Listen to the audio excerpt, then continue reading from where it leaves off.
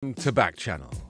I'm Anthony Davis, and what a pleasure to spend the morning with you. It's 9 o'clock here on the Pacific Coast. It's noon Eastern, and thank you for spending your morning with us. I'm here till 11 Pacific, and whatever you're doing, whoever you are, wherever you are, well, interactivity is what this is all about. So Sandy's already with us from West Virginia, and if you are, well, it would be a thrill to know who you are and where you are. Just introduce yourself to your Echo Show device, if that's what you're listening on. Dylan has arrived bang on time. Thank you, Dylan, because yesterday I did say, if there's any chance you could show up at 9 o'clock, that would be very helpful to me. And here you are. So thank you. Carla's here. She's producing in England. Carla, I can hear the music loud and clear. It sounds great. Yeah, it just gone off, though. just as I said that, it just went off. We have a whole orchestra just over here, and they're playing like jazz beats. So that's really kind of cute. But I'm sure that'll come back at some point. Yeah, it's off now. But, hey, a little music. Oh, there it is. There we go. You see? Ambient beats. That's what I like. It just gives me like a little bit of... makes me feel a little more psychedelic about this show. That's the way I like it. Just a little bit more psychedelic.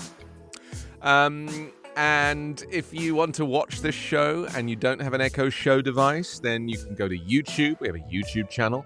Search my name, Anthony Davis, and Backchannel. This is the Anthony Davis Show, as you can see there. So just search for that on YouTube and include the word Backchannel, and then the live stream will come up. Where else can you get us? Oh, you can just listen to this. If you've got an Echo speaker, you just activate it and ask it to open Backchannel. But if it's got a screen on it, then you'll be able to see this broadcast as well as hear it. So many ways to interact with us. And if you've got a speaker but no screen and you want to talk, well, use the web chat facility. Go to the website backchannel.tv. There it is. Big show today. Very big show. Huge show today. Lots happening. We're going to look at the US fentanyl crisis. We're going to look at the US Constitution being up for auction. And will it be bought using cryptocurrency? Also, the American town that's run by Muslims. And is it a shining example of people living together harmoniously from all backgrounds? So why don't we hear about it more often? And we ran out of time yesterday talking about the mouse. We're going to look at the man who invented the computer mouse. I'll show you mine again because it's it's just so perfect, isn't it? Industrial design-wise, it's just so perfect. So we're going to look at the man that invented the computer mouse. And also we're going to talk about why the man himself, the shy engineer, is the person who drove the tech revolution. So all of that to come. You can chat to me throughout. Use the magic word, which is after your wake-up word. Once you say echo or whatever your device is called to wake it up, then you say say. Say. So you can say, Echo, say, I have a mouse. And then it'll appear right here, and it'll be part of the show. It's very easy to do that. So Dylan is in Nairobi today. Sandy is in West Virginia today. Stacy has joined us from Texas. Thank you, Stacy, for showing up bang on time this morning. You're a professional listener/viewer. Checks in the post. So lots to talk about this morning, and I think we'll dive straight into the morning newspapers because this is obviously something that's very, it's become a big part of this program to check out what's happening around the world, but also mainly around the United States. And the LA Times, I'm in Los Angeles, by the way, so we're going to start with the LA Times today. Revolving door of crisis on the streets in jails, it says, when a 19-year-old tourist from Singapore was stabbed in the abdomen on Hollywood Boulevard last month. Witnesses and the victim quickly pointed out the suspect to police. Police already knew the man. He was 27 years old. He'd been arrested and charged 2 weeks earlier with grand theft auto and hit and run, then released pending trial, according to court records. Well, in February, he was sentenced to 30 days jail and a year of probation for vehicle theft and assaulting a police officer. And since 2018, police said he's been assessed at least 8 times by the LAPD's Mental Health Evaluation Unit. Well, now, he appeared to be in crisis once more. He held up a knife not far from where the stabbing occurred, according to body camera footage from the scene. He laughed and thrust his hips as officers trained their weapons on him. Then he moved towards them, knife still in hand, and they shot him with a live round and a beanbag projectile. So, I mean, we've talked so much about this, but officials say a string of police shootings exposes LA's broken mental health system. And the thing I don't understand about police training here in California, and I'm sure in all the other states as well, is why can they just not shoot people in the leg? Why does that never seem to be an option? Just shoot them in the leg. Fix the leg, replace the leg, grow another leg, but not in the chest, not in the head. These public executions. I mean, they were supposed to be outlawed years ago. You remember that whole thing of let's go and watch the local execution? No, that was outlawed. But for some reason, it seems okay for the police to do it. Anyway, the tragedy is, and it's also like a lack of understanding about mental health and how it is that we just assume that someone is a criminal rather than somebody who is helpless. At what point do you go, this person needs help, is helpless? And is it the fact that this broken mental health system here in terms of outreach programs or drop-in centers or residential care for people that are mentally ill, I mean, it's non-existent. That's the problem of the system here. There is no system for these people. There's a little charity work, NGOs. There are organizations, charities that are trying to do outreach, but the crisis is too big. And as we were discussing yesterday with the opioid epidemic, we're going to talk about fentanyl today. I mean, these drugs have been prescribed from doctors in white coats, people that we would otherwise respect. Morning, Stacey. Stacey says, hello, Anthony. Stephen's just joined us as well. Thank you, Stephen. Nice to know you're part of the show. This is Backchannel. I'm Anthony Davis. We're looking at the LA Times. Supply chain breakdowns from Alabama to LA.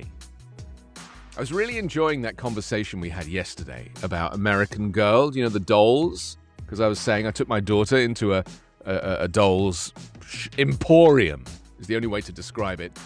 A dolls emporium. You don't need that on. Carla just turned on her ring light and it was like she was being interrogated by the Stasi. You're okay. You don't need it. I have a little ring light over there and I turned it right down because it was kept reflecting in my glasses. So it's...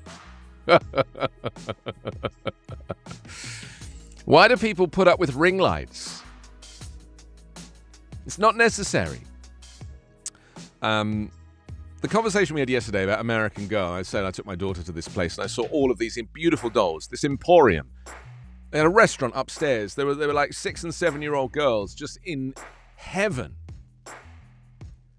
And the branding, I just love it. American Girl, it's just so all American. And I asked Carla in the show yesterday, I was like, could you find out where those dolls were made?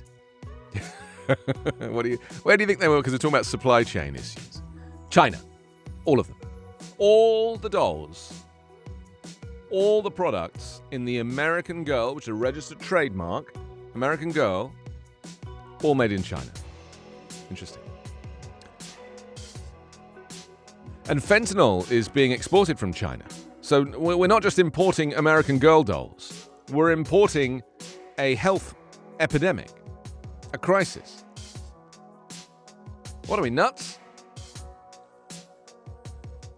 So we're going to talk about all of this a little bit later. But the front of the LA Times, the great American supply chain has hit the skids, once a marvel of logistics, hummed with scheduling rigor and pricing predictability. It says, the fount of goods has slowed to a trickle as key supply links have broken down in recent months. Cargo ships idle off the coast of Southern California. Freight trains carry empty cars and struggling companies struggle with labor shortages.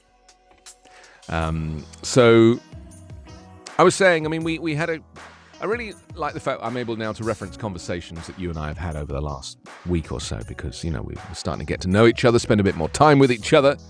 But we were talking about, Biden's, the what I thought was a bit of a controversy. No one else seemed to mention it, that kind of dichotomy of Biden giving a speech at the Glasgow conference about, reducing emissions and then in the next breath negotiating deals with Walmart and Target and all of the big retailers to make sure that there was all this Chinese garbage on the shelves at Christmas. And to me, one contradicted the other. I was like, how is it possible that you can want to save the planet, and in the next breath want to make sure that we've still got all of this recyclable, molded plastic toys to give to our kids. I mean, how is that teaching our children about being environmentally conscious? I mean, if we were really serious about saving the planet, wouldn't we just say to our kids, like sit our children down, and I have children, I could do it with them, and just say, look, you know the planet's in crisis, right? My daughter does. She talks about environmental issues all the time. She's always, she enjoys recycling. She gets it. She knows the fact that I have an electric car and it doesn't put out emissions. We talk about it. But if I said to her, look, the planet, we got a bit of a problem at the moment with carbon emissions. She'd be like, yeah, of course. She's 6. Yeah, of course. I say, so Christmas this year is going to be a bit different. So what we're going to do is we are going to pay to plant trees, because there'll be websites offering you the opportunity to invest in tree planting programs, which, will reduce the CO2. And I'll just say, you are going to plant the equivalent of 30 trees this Christmas. That's going to be your contribution to the whole Christmas cycle, to the holiday season. And if I talk to her about it in depth and at length, I absolutely think that she would be like, oh, yeah, okay. And, it's a bit like at her birthday. And instead of buying her toys, I took her to the theatre. And we went to see Hamilton. And so now she talks about her birthday and going to see Hamilton all the time, like an experience rather than a gift. Rather than a physical piece of molded Chinese plastic that's pink and is not recyclable, that has travelled 12,000 miles to get here. How far is China to the West Coast? Maybe it's because they go the other way around the world, don't they? I'm used to travelling from Europe, and that's like 5,500 miles. But I think if you go back the other way, as in like across the Pacific Ocean. Should we find out? Let me ask my device. How far is China from here? Let's see what it says. 6,259 miles to Beijing. You see? So it's about the same distance, a little bit further, than to go from Los Angeles on the West Coast round the world backwards, right? Pacific Ocean. China, 6,000 miles. It's actually not that far. It's further from Europe to China. Must be. Oh, maybe not. Maybe not. It's a lot of water there. Don't you love geography and like globes and thinking about like time zone? Don't you love that? I love it. Also on the front of the LA Times, perks escalate as employers hustle to please workers. The Great Resignation has spurred companies to offer big signing bonuses, flexible hours, and even vacation money. So that's interesting. It's a story about a San Francisco Bay Area company. 100,000 dead in 1 year in drug epidemic. And this is what we're going to be looking at a little bit later. An estimated 100,000 Americans died of drug overdoses in 1 year, a never-before-seen milestone that health officials say is tied to the COVID-19 pandemic and a more dangerous drug supply. So we're going to look at that together a little bit later. LA Olympics framework, still missing a price tag. It says Los Angeles officials have reached a tentative agreement with private organizers of the summer 2028 Summer Olympics. I think I said summer twice then, but I like summer. It serves as a roadmap. It says, while short on details, serves as a roadmap for the biggest issues facing the city as it inches towards hosting a sporting event that could cost $7 billion. Much of the so-called Games Agreement focuses on financial risk and the need for insurance against the type of expenses that Tokyo incurred when the coronavirus outbreak forced a one-year postponement of its Summer Games.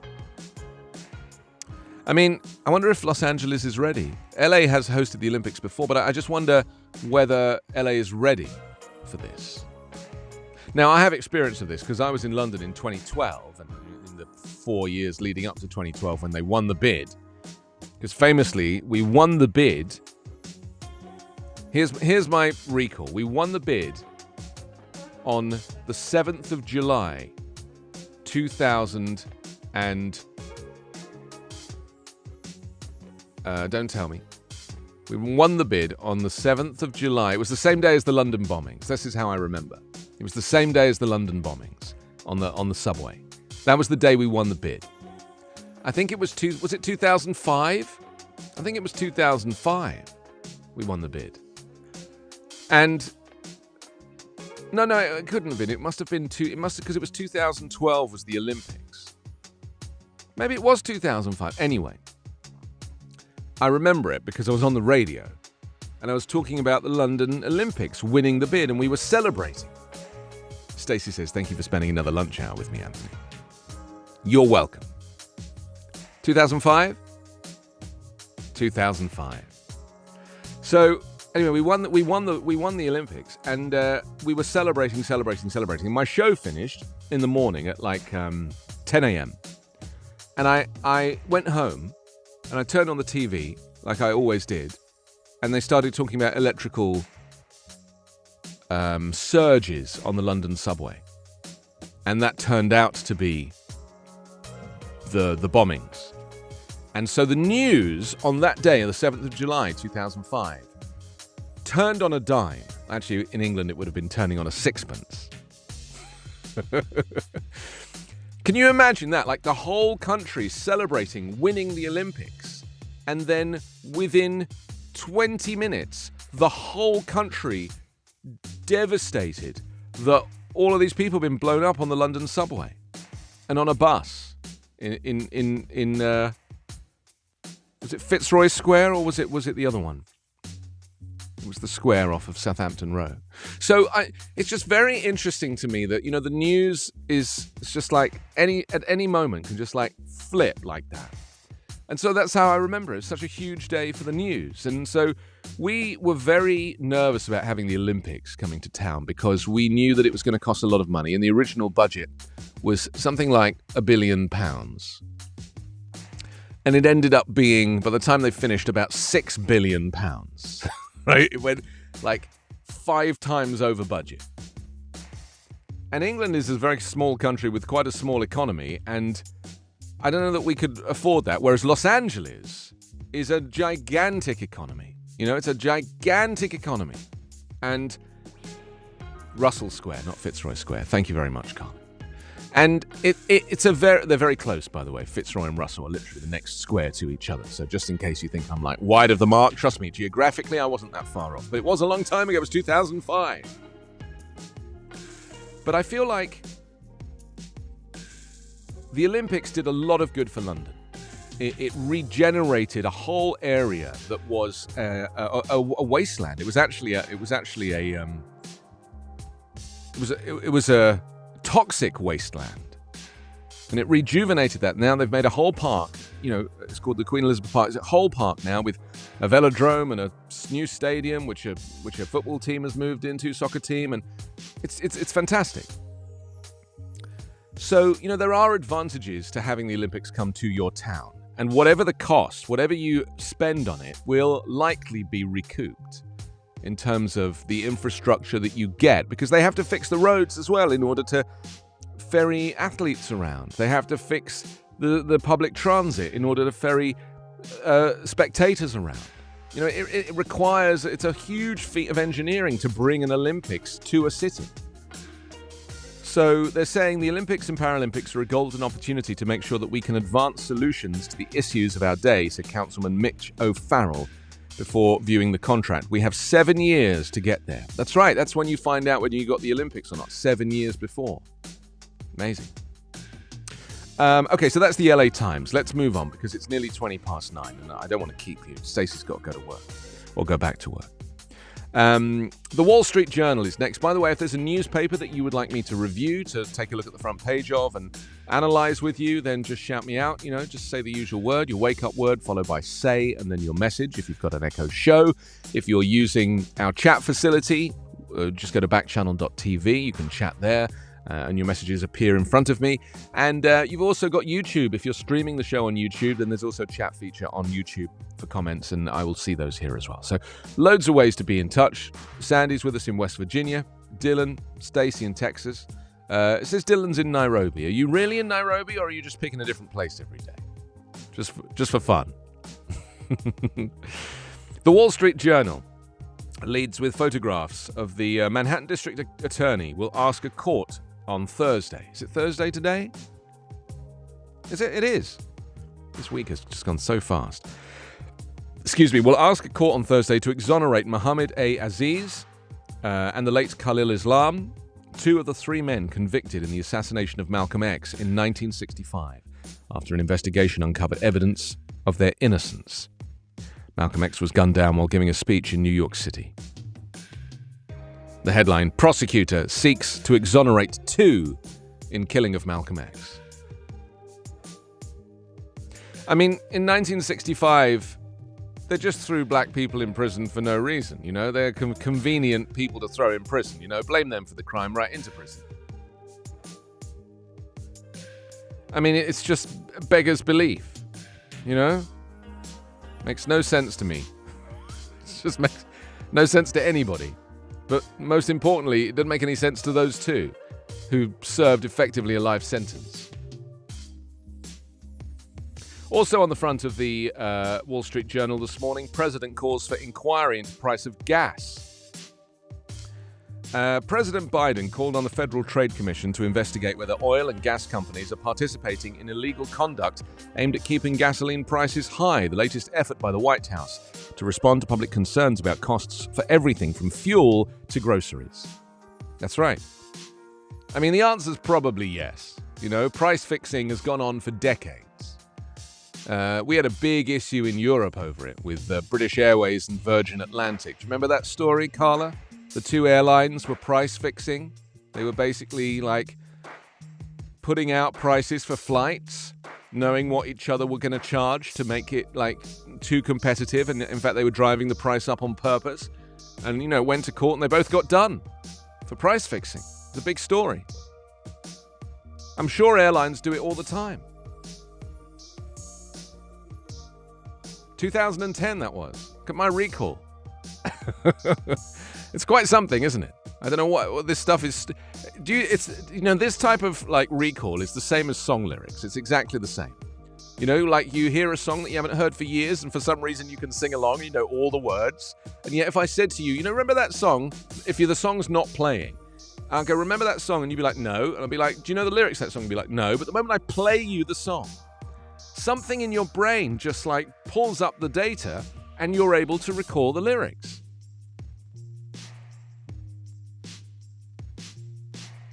It was called the BA and Virgin Cartel. Yeah, it was a big story in Europe. And it affected over here because, of course, those planes were flying to the United States. You know, it was a whole... So it wasn't just the prices, because you could book Virgin Atlantic and British Airways here in America as well. They have American websites. So, you know, this was a huge story. I wonder if there's ever been a similar story about Delta and United and American, you know, the three big legacy carriers in America. I wonder if they've ever been accused of price fixing. Because they really do club together. These three big airlines, the big US airlines, they've been campaigning to close the Open Skies Agreement, you know, lobbying the government. They don't want the Middle Eastern airlines flying into American airspace.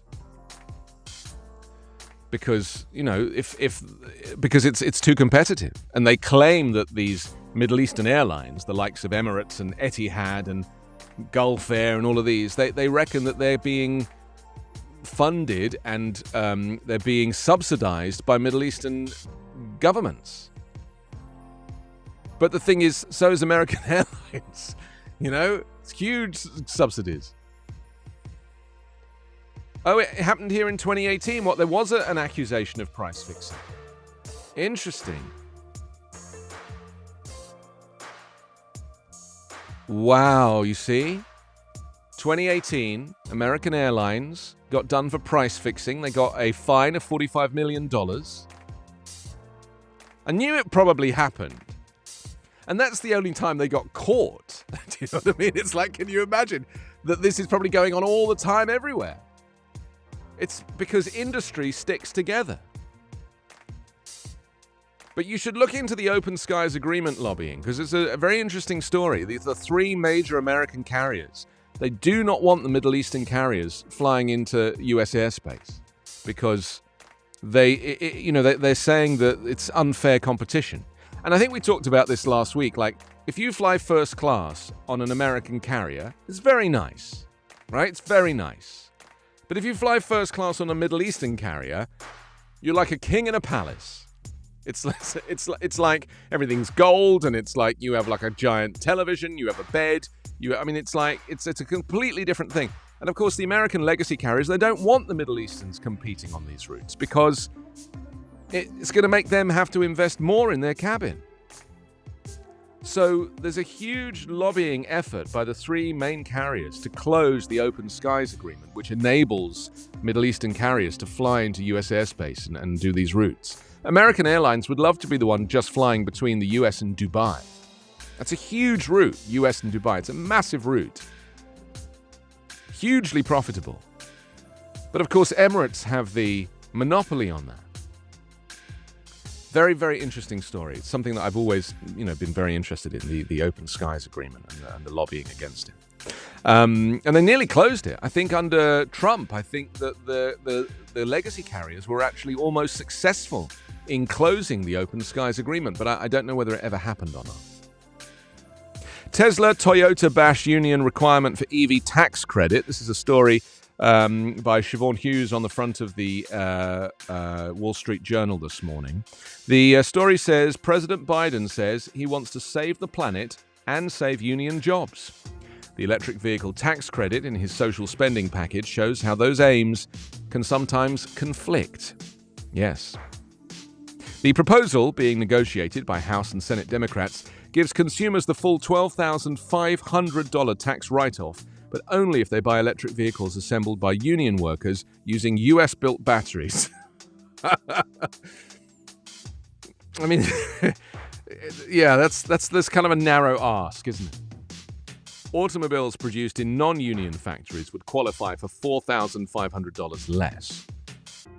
So they are basically trying to kind of work out how the two can work together. Because I do think that some of the EV companies are now starting to build batteries. Tesla's trying to build a battery plant. And I think VW is trying to build a battery plant here as well, because the ID4 is going to become the new... It's going to be like, I guarantee, watch this space, but the Volkswagen, I should say, ID4 is going to become probably the biggest selling electric vehicle. I've seen two since I've been living here. I've seen two. A neighbor has one, and I saw a white one driving by. And I'll be honest, it doesn't really look that special to me. I think an electric car is an opportunity to really go for it with design. But what Volkswagen have done, why do I want to say Volkswagen? It's because of the German, that's why. Because it's a German brand, and I'm used to the Germans saying Volkswagen. Because someone picked me up on that once before. They're like, why do you say Volkswagen? It's a W. And I'm like, well, because it's German. You have to say it the way it's meant. Like, I would normally say Glasgow when talking about COP26 Glasgow. But the Glaswegians don't say that. They say Glasgow. So it would be appropriate for me to pronounce it the way that it is said locally. Glasgow. So I make that concession because that's the way the local people would say the word. It's very important to get the pronunciation right. How a real estate algorithm derailed Zillow's big bet on the front of the Wall Street Journal. It says when executives at Zillow poured over the company's earnings in the spring, they saw a problem. The real estate firm was making too much money. Zillow, which rose to prominence with online listings, has bet its future on an algorithm-based home-flipping outfit called Zillow Offers, which would buy houses, make minor renovations, and sell quickly. Oof. That sounds like a disaster waiting to happen, doesn't it? It's not going to work. There's no such thing as selling quickly. The first quarter delivered home sale profits that were more than twice as high as anticipated. Just shows what I know. Zillow expected to make money primarily from transaction fees and from services such as title insurance, and not from making a killing on the flip. But the company's algorithm, which was supposed to predict housing prices, didn't seem to understand the market. Zillow was also behind on its target for home purchases. And by the summer, it had the opposite problem. The company later acknowledged it was paying too much money for homes and buying too many of them just when price increases were starting to slow. I told you it was going to be a disaster. You can't have an algorithm do... Because my brother's a realtor or an estate agent. And so, I'm always talking to him about prices. And he's like, yeah, you just have to The volatility is daily. It's daily. Hi, Joy. Thank you for joining us from California. Have you met Stacy? She's listening as well. She's having noodles for lunch.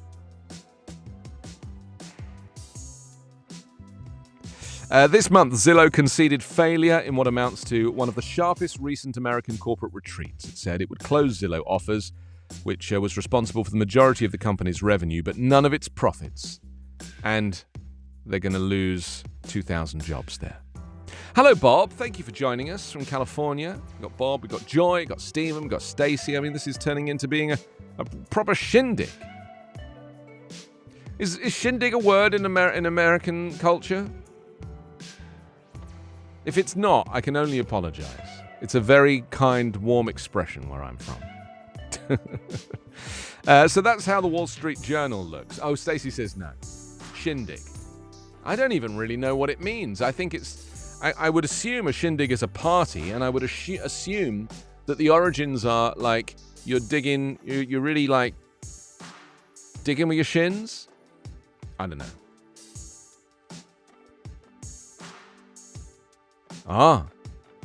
Anybody know? Shindig? Carla says the origins of shindig are mysterious. I mean, it is great that, we have the opportunity to kind of learn new words. This is a little bit what I was saying yesterday about how it's important to travel, like the English language, whether it be British English or American English, it's so vast. Like there are so many different versions of it. Like we call these glasses and Americans call them eyeglasses. It's very interesting, isn't it? Also on the front of the Wall Street Journal, the final one here, annual drug overdose deaths top 100,000 setting record. As on a similar story on the front of the LA Times, says the US recorded its highest number of drug overdose deaths in a 12-month period, surpassing 100,000 for the first time in the shadow of the coronavirus pandemic, according to the Federal Centers for Disease Control and Prevention. So there we go. If you're joining us and you'd like to talk, to join in, using your words. Hi, Davey. Thank you for joining the show.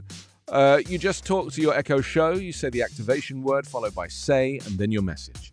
If you don't have an Echo Show and you would like to chat, then go to the website backchannel.tv and you can use the live chat facility there. Okay, so we're going to move on now to the New York Times. Yeah, let's see what the New York Times is doing. Look at that, we're bang on time. It says 9:30 do the New York Times. What do you know?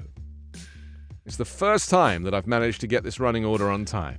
It's the first time. I'm normally running late by about 20 minutes. Hence why we had to drop the mouse story yesterday. The show is not thrown together. Well, that's actually not true. Carla throws it together, and then I throw it together once we're on the air. In fact, it's doubly thrown together. That much work goes into it. There's a running order and everything. Maybe I should email you the running order. Like Stacy and Davey and Bob and Jola. Everybody gets a copy of the running order, and then you can kind of see which bits you're going to be interested in, and hold me to account if I'm not on time. New York Times leads with 2 will be cleared in Malcolm X case after 5.5 decades. 55 years. 2 of the men found guilty of the assassination of Malcolm X are expected to have their convictions thrown out on Thursday, the Manhattan District Attorney and the lawyers for 2 men said, rewriting the official history of one of the most notorious murders of the civil rights years. I'm really interested to know more about this new evidence that was uncovered. I'm just having a little look to see if it says here. Investigation and the New York Police Department they'd withheld key evidence.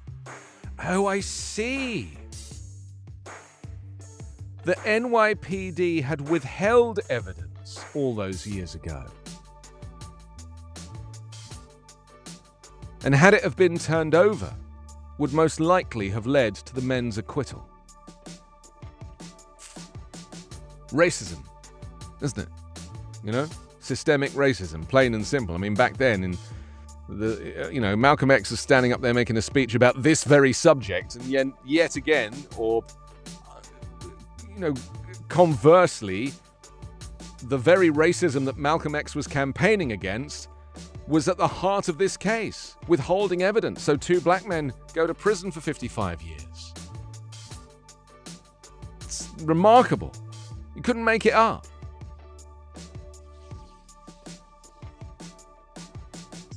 If you haven't read the Malcolm X biography, Carla recommends it. It's a really quite remarkable thing. And also, here's my recommendation on the old Malcolm X story. There's the most wonderful, I think it's on Amazon Prime, One Night in Miami, the movie. It's a new film. It was made during the pandemic. Hi, Alex. Thanks for joining us. It was made during the pandemic. It's called One Night in Miami.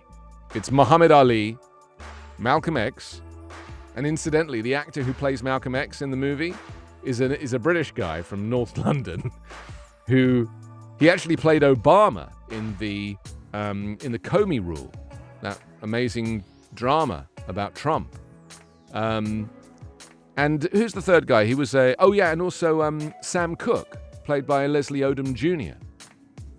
And so, the song, that song A Change Is Gonna Come, which was the Sam Cooke activism song. In the movie, you see Malcolm X accuse Sam Cooke, because they were great friends, accuses Sam Cooke of, why do you sing all these white men songs? Why don't you sing about your blackness? Why don't you sing about the struggles of the civil rights movement?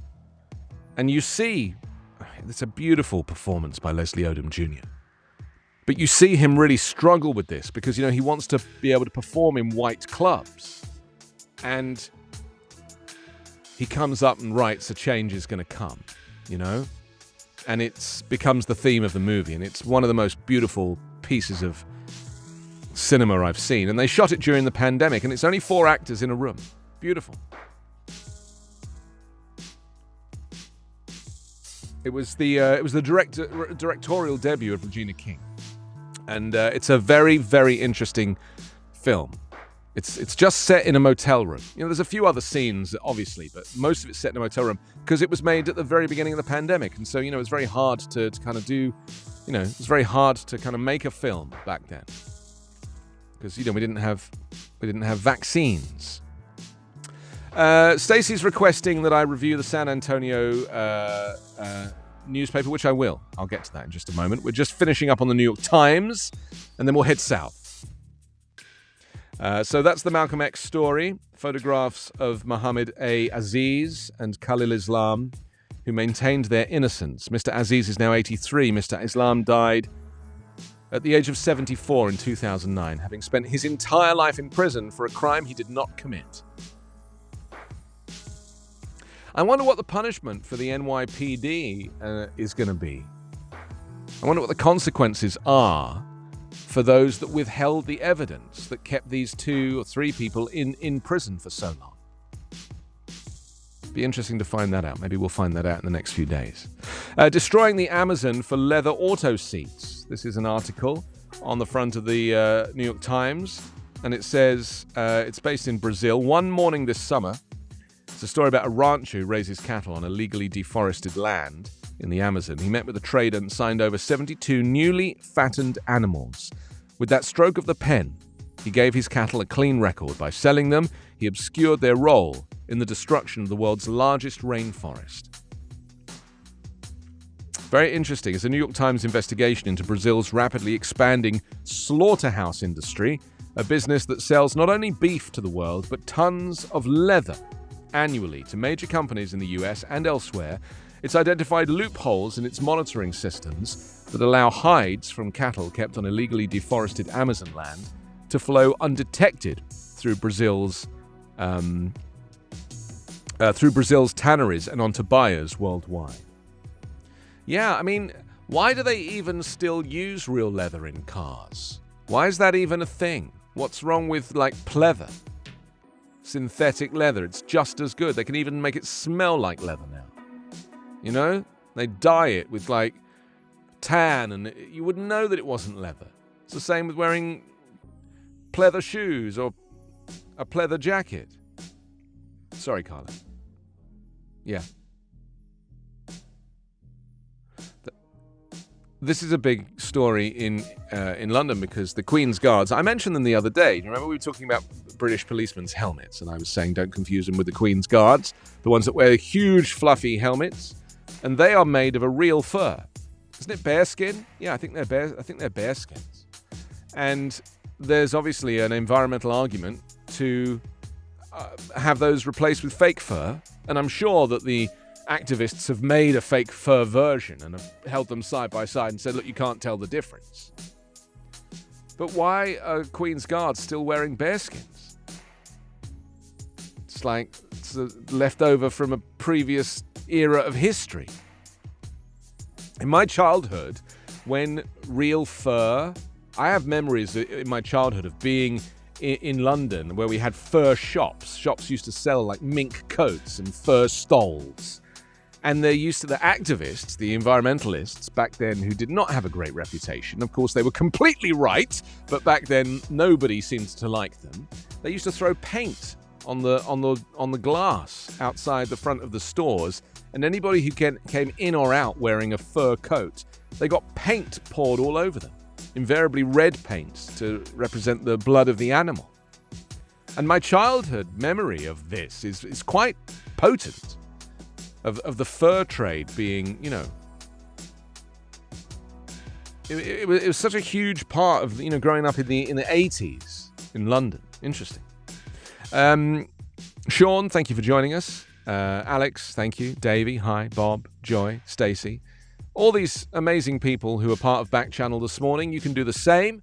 Just sign up with your Echo Show device, ask it to open Backchannel, and then you can see this show as well as hear this show and interact with the show by just saying the activation word, the wake-up word, followed by say, and then your message. Jessica, good morning. What a pleasure. Thank you for joining Backchannel this morning. Sean says, what's going on? Well, we've been discussing the illegal fur trade. And cow hides coming out of Brazil being used to make leather seats for cars. And you wouldn't think that it was linked to deforestation, but it is. Very interesting. Also on the front of the newspaper, we're looking at the New York Times this morning, is where is this story? A very interesting story. That's right. Censure over violent video. And I do want to talk about this a little bit later. The House rebuked Representative Paul Gosar, the Republican of Arizona, for a posted clip. I watched a lot of the coverage of this. I don't know if you're aware of Paul Gosar. He's a Republican representative for Arizona. Has been for years. Disowned by his entire family. His entire family have disowned him because his sister yesterday called him a sociopath. He posted a video of an anime video with the faces of the characters replaced with his face and the face of AOC, Alexandria Ocasio-Cortez, of him killing her with a sword. He posted this video. And so, of course, there's a huge controversy. He deletes it. It's not the first time he's done this. He actually posted a similar video about a year ago.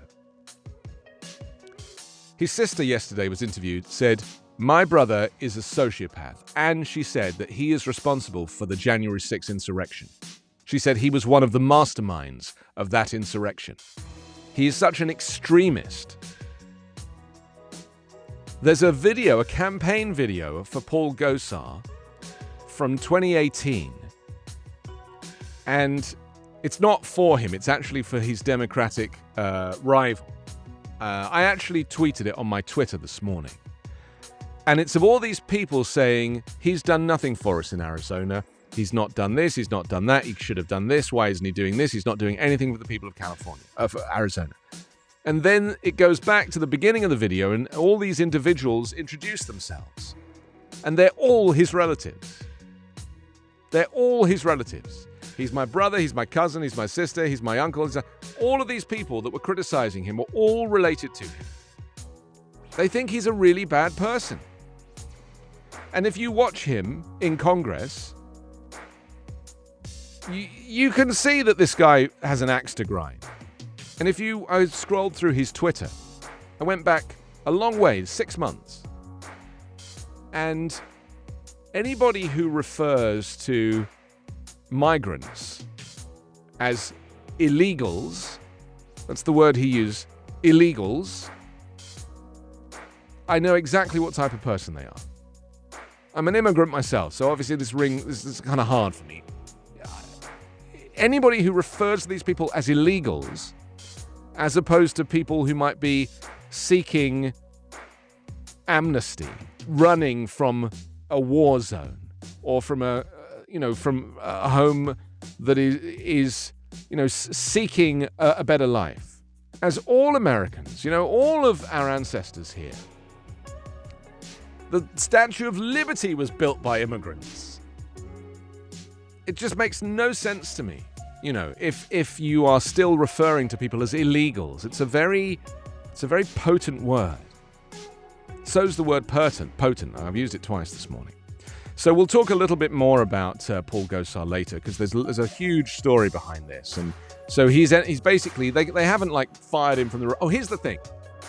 They had a vote in the House who thought that he should be, he should lose his role working on these select committees. I think he was on 2.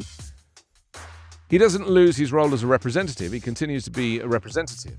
Not a solitary Republican voted to have him taken off from these committee roles or to be suspended or anything. Not a solitary Republican. Over 200 of them voted for this to be upheld. He posted a video of him killing a Democratic congresswoman. How do you hide from that? And we talked yesterday about, social norms, like when morals and normality becomes something that is just not, really isn't. What is normal? And when congressmen, and as AOC said in her speech, you set a bar. If you do this, it will trickle down, and people in American civil society will behave in this way. Because we have to set an example as lawmakers. Hi, Alex. Thank you for joining the stream. Alex, if you want to see me, you can go to YouTube and you can just watch the show there as well as hear the show. And if you want to get in touch, you can go to backchannel.tv and you can chat. Finally, on the front of the New York Times, it says, hoped for remedy for gerrymandering only leads to more of it. Yes, in Virginia, members of a bipartisan panel were entrusted with drawing a new map in the state's congressional districts. But politics got in the way. Reduced to shouting matches, accusations, and tears, they gave up. In Ohio, Republicans, who control the legislature, simply ignored the state's redistricting commission, choosing to draw a highly gerrymandered map themselves. Democrats in New York are likely to take a similar path next year. And in Arizona and Michigan, independent mapmakers have been besieged by shadowy pressure campaigns disguised as spontaneous grassroots political organizing. Fascinating to me. Fascinating. Biden proposes push to increase flow of vaccine is another story there. And what else? I think that's it. I think we've kind of done that now. The Overdose story is there as well. The Malcolm X story is pretty much on the front of many of the newspapers. Stacey, should we do your newspaper next? Because I know that you asked specifically for us to jump to Arizona. And we'll do that. Let me see if I can find it here. Here it is. So, Stacey, your local paper, the San Antonio Express News, leads this morning with Balcones Heights is investing in mall. Yes. Jessica said to me the other day here on the show that my pronunciation of some of these American places is questionable. And I can only apologize. There's a lot of new places here that I'm learning. I only just learned how to say New Orleans. Right? New Orleans. What? New Orleans? No, I think it's New Orleans. Carla lived in Texas. New Orleans. But maybe that's how Texans say it. Because, I used to say New Orleans. When I lived in England, I used to say New Orleans. So bad. Because that song, House of the Rising Sun, there is a house in New Orleans. They sing New Orleans. And that's, I think, as a child, how I learnt to say New Orleans. I tell you how I learnt to say New Orleans, was watching Chef Ramsay on Kitchen Nightmares. And he was in New Orleans, and he was with a family in this restaurant, and they were the ones who taught him how to say it. I think that's how I learned how to say it. Anyway, the city of Balcones Heights is set to become a commercial real estate investor after its city council agreed this week to buy ownership of Wonderland of the Americas. It's a mall, a mix of discount stores, medical offices, mum-and-pop businesses, quirky events, and Santikos Entertainment's biggest movie theatre, Bijou movie theatre, is the largest property in the suburban city of around 3,000. Well, there you go, you see. That your local mall, Stacey, is going to see some huge investment. Suburban City buys 46% share of Wonderland of the Americas. What a great name for a mall. Wonderland of the Americas. We have one here in Los Angeles that's called the Americana at Brand. I know it doesn't make any sense to me either. The Americana at Brand. I know. Amazing. Also on the front of the Arizona Express News, the San Antonio Express News, is senior nursing student April Talent standing, and Stephanie Chastain, second from the right, prepare to give COVID vaccinations on Wednesday at a pop-up clinic at the Pearl, the historical district and culture hub in the center of San Antonio. I wonder why that's like front page news. Is that because it's been so difficult to get people vaccinated in Texas, and they're kind of showing that finally people are coming around to the idea that they don't want to die or be in hospital? Just finally come around to the idea.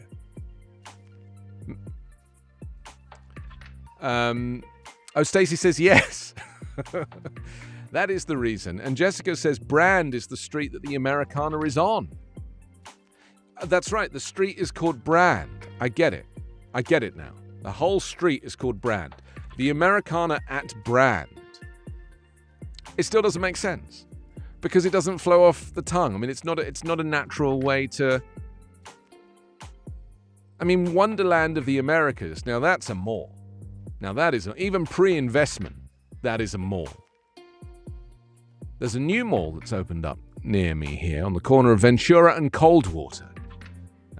Just a small mall, but they've been working on it for a while. It opened a couple of days ago, so maybe, Jessica, you could check that out. Let me know what street that's on. It's also got a name. What's the name of that? I can't remember what the name of that one is. Biden asks FTC to probe prices at the pump. Yes, this is President Joe Biden has asked the Federal Trade Commission to investigate. Jessica says, nobody says at Brand. Just the Americana and move on with your life. I take the point. They just say the Americana. They don't say the Americana at Brand. But I'm a kind of full name kind of guy. Like if your name's Jess, I'll call you Jessica. If your mall is called the Americana at Brand, I'm not just going to call it the Americana. I'm not. I can't handle informality. I'm British. We're a very formal race.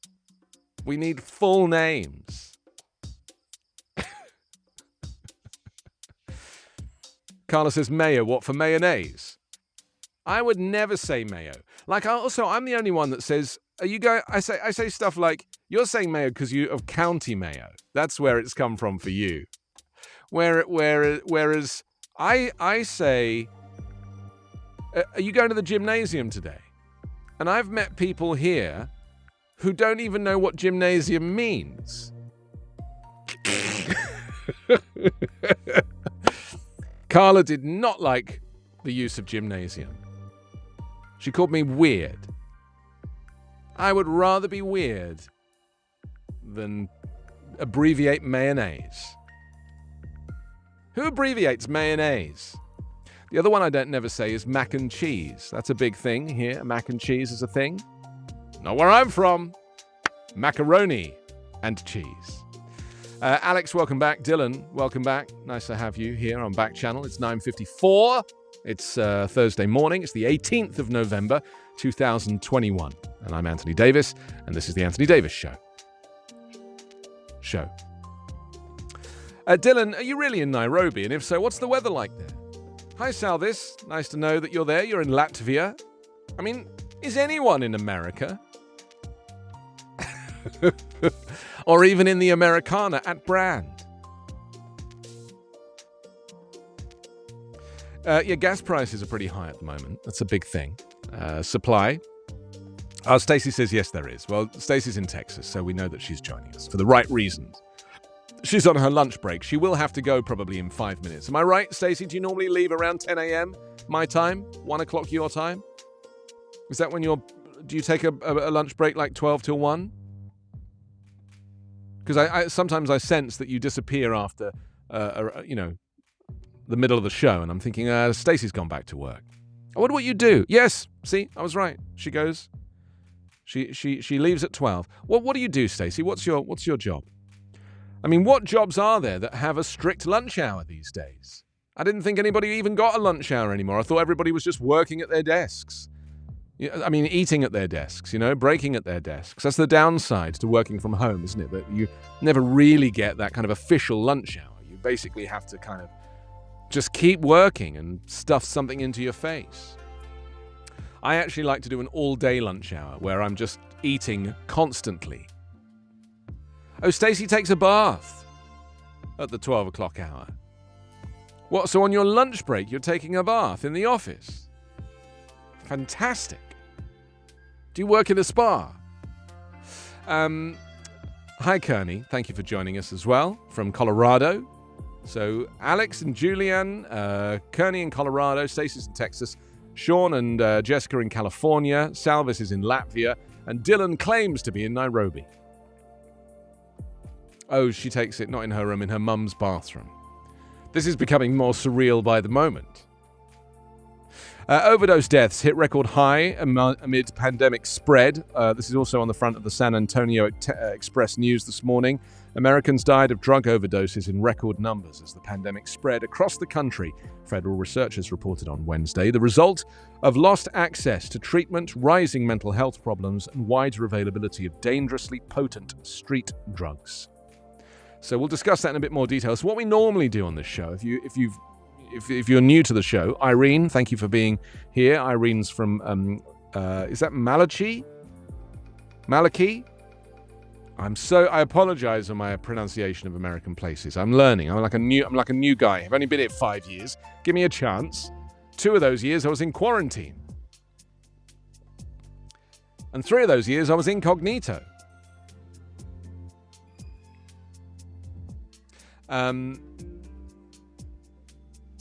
So in the first half of the show, we look through the morning papers. We'd like take a look at which of the stories that are affecting the country. And then the second half of the show, we kind of focus in on 2 or 3 of those stories and get, just dive a little deeper with the subject and do a little bit more analysis. And we do it together. So, I kind of, the whole point of this show is that you come away with it being informed as, the mood of the nation, the temperature of the country. You get a sense of what's going on. I don't want you to waste 2 hours of your time listening to some guy just talking about himself. Although I might do a little bit of that as well. But enough about me. Let's talk about me.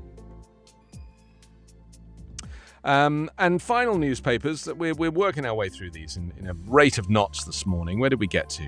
The New York Times we did. Oh, the Santa Fe New Mexican is where we're going next. Let's take a little look at the front page there. They lead with justices back legislators on aid authority. In a unanimous decision, State High Court says legislature must have a say in the appropriation of federal pandemic relief funds. Lights out reported. Numerous streetlights dark in city. P&M says only way it learns of outages is from residents. Such is the infrastructure, the grid system here in southwest Santa Fe. I mean, surely there must be is it just all automated and there's no HQ? Normally you'd have like a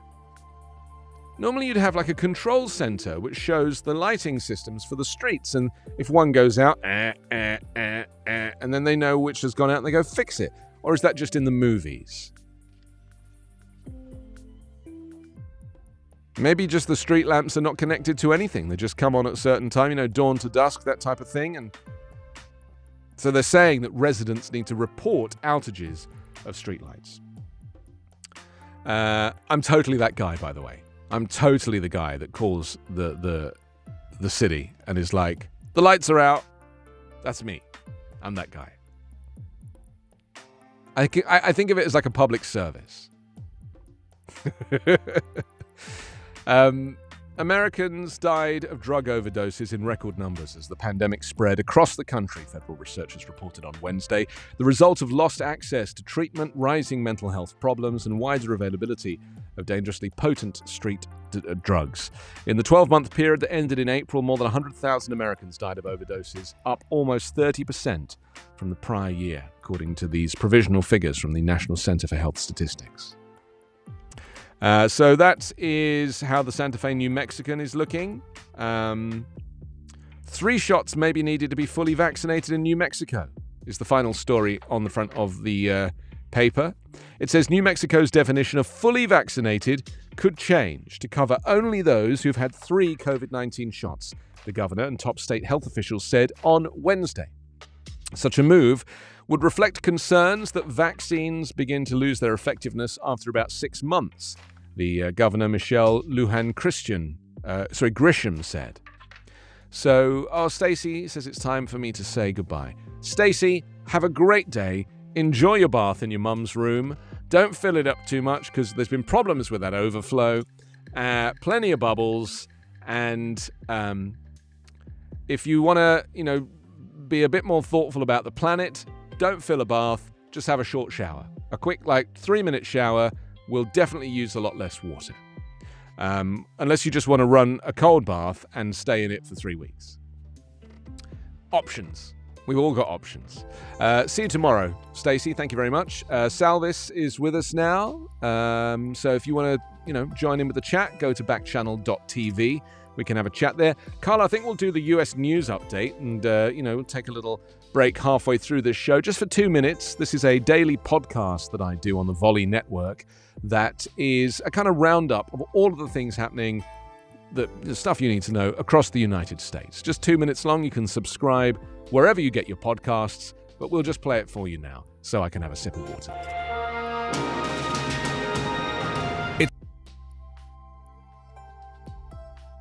It's Thursday, November 18. From the Volley Network, this is your daily US news update. I'm Anthony Davis. The House voted on Wednesday to censure Republican Representative Paul Gosar of Arizona for posting an animated video that depicted him killing Democratic Representative Alexandria Ocasio-Cortez with a sword, an extraordinary rebuke that highlighted the political strains testing Washington and the country. Calling the video a clear threat to a lawmaker's life, Democrats argued Gosar's conduct would not be tolerated in any other workplace and shouldn't be in Congress. The vote to censure Gosar and also remove him from his House committee assignments was approved by a vote of 223 to 207, almost entirely along party lines, with Representatives Liz Cheney of Wyoming and Adam Kinzinger of Illinois the only Republicans voting in favor. Gosar had deleted the tweet days ago amid the criticism, but he retweeted the video late on Wednesday shortly after the vote. Meanwhile, President Joe Biden punched the accelerator on a battery-powered Hummer on Wednesday, causing the wheels to squeal and the truck to jet forward as he tried in his own way to drive the country toward an electric vehicle future. The president had just toured a General Motors plant in Detroit to showcase how his newly signed $1 trillion infrastructure law could transform the auto industry. He's highlighting billions of dollars in his giant bipartisan infrastructure deal to pay for the installation of electric vehicle chargers across the country, an investment he says will go a long way to curbing planet-warming carbon emissions while creating good-paying jobs. Your daily US news update is part of the Volley Network. To hear my live daily morning show, ask your Amazon Echo device to open Backchannel. 4 minutes after 10. It's Thursday morning, November 18 now. It was my birthday 2 days ago, making it last all week, obviously, 37.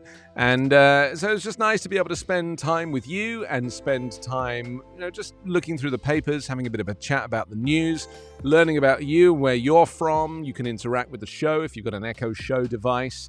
Then you just talk to your device. You can ask it to open Backchannel. Then it'll ask you your name and where you're from. From that point onwards, you don't have to reintroduce yourself to it. It knows it forever after. And you can just use the activation word, the wake-up word, followed by the word say.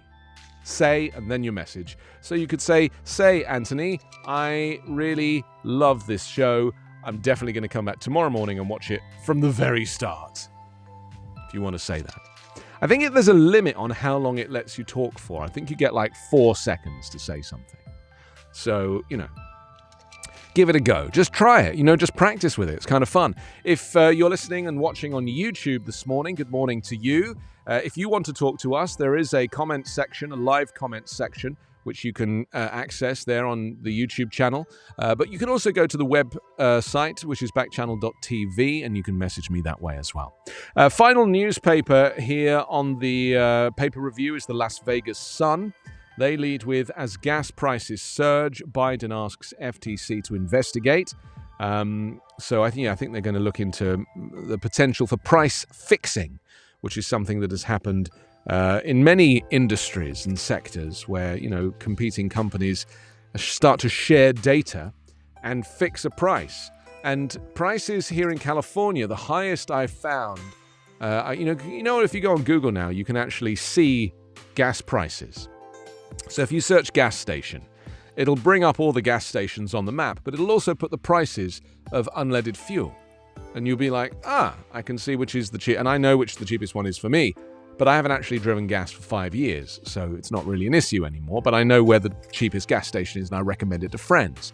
So, but the highest price I saw was like $4.99. So in California, or certainly in Los Angeles, $4.99 was the price of a gallon of 4-star. Do you remember 4-star? Preceded unleaded. It's a reference to the 1990s. In fact, maybe unleaded came in the 1990s. Maybe 4-star hasn't been used since the 80s. I don't know. I'm really showing my age now. What did you call it here? What did you call gas before it was called unleaded? Was it called 4-star? In England, it was called 4-star. Minister of Outreach, health worker fights vaccine hesitancy among local blacks is the headline. Michael Venton II stepped into the Greater Carver Missionary Baptist Church in West Las Vegas with one goal in mind: get the skeptical crowd vaccinated against COVID-19. Here's the Health and Social Services Coordinator for Health Plan of Nevada. He's connected with churches in the historic West Side to dispel misinformation about COVID-19 vaccines and instruct residents on how to get vaccinated. And his outreach efforts began before the pandemic in January with similar intentions to engage with black residents on health-related issues at their places of worship. Yeah, we discussed this yesterday because we were talking about in the 1930s, syphilis was tested on the black community by white doctors. And so that is why there is a lot of hesitancy in and around the medical profession. Fear, Yeah, they went through, it started in the 1930s. It went right through up until the 70s. It's a massive campaign, not just testing for syphilis, all sorts of things. And so, of course, that is going to leave a bad taste in the mouth of African Americans who still, to this day, and quite rightly, from the George Floyd killing to, any of these stories, the Carl Rittenhouse story that's currently going, that took place during a whole civil rights protest, Has anything changed? You have to ask the question, we're talking about Malcolm X this morning. Has anything changed? I kind of feel like racism was more overt then, and now it is just more stealth. But the number of racists remains the same. That's my view. You can have yours. All views are welcome. 2 men convicted of 1965 killing of Malcolm X to be exonerated on the front of the Las Vegas Sun.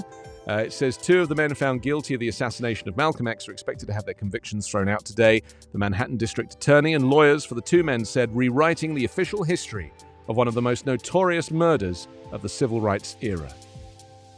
It's a 22-month investigation conducted jointly by the Manhattan District Attorney's Office and attorneys for the two men found that prosecutors and two of the nation's premier law enforcement agencies, the FBI and the New York City Police Department, had withheld key evidence that, had it been turned over, would likely have led to the men's acquittal. Meanwhile, they spent 55 years in jail, and one of them died a few years ago. It says the case against them was questionable from the outset, and in the decades since, historians and hobbyists have raised doubts about the official story. The review, which was undertaken as an explosive documentary about the assassination and a new biography, renewed interest in the case. It did not identify who prosecutors now believe really killed Malcolm X, and those who were previously implicated but never arrested are dead. I saw Jesse Jackson yesterday. Jesse Jackson got COVID recently. I didn't see him in the flesh. I saw him on television. But he's back up on his feet because he was quite unwell. I did actually interview Reverend Jesse Jackson the night that Nelson Mandela died.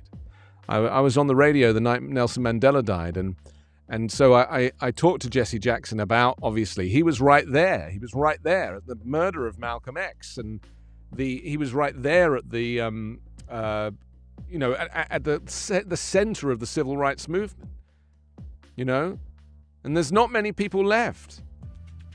John Lewis, who died recently, the bridge is now named after him, but fundamentally he was considered a legend of the civil rights movement. And when people who are this important in history, when they pass away, it's, a little flame goes out, a little spark goes out. John Lewis was amazing. What an amazing orator he was. And 1 minute he was there and the next minute he was gone. He never spoke about being unwell. He was chairing a committee 3 days before he died. The man was just magnificent.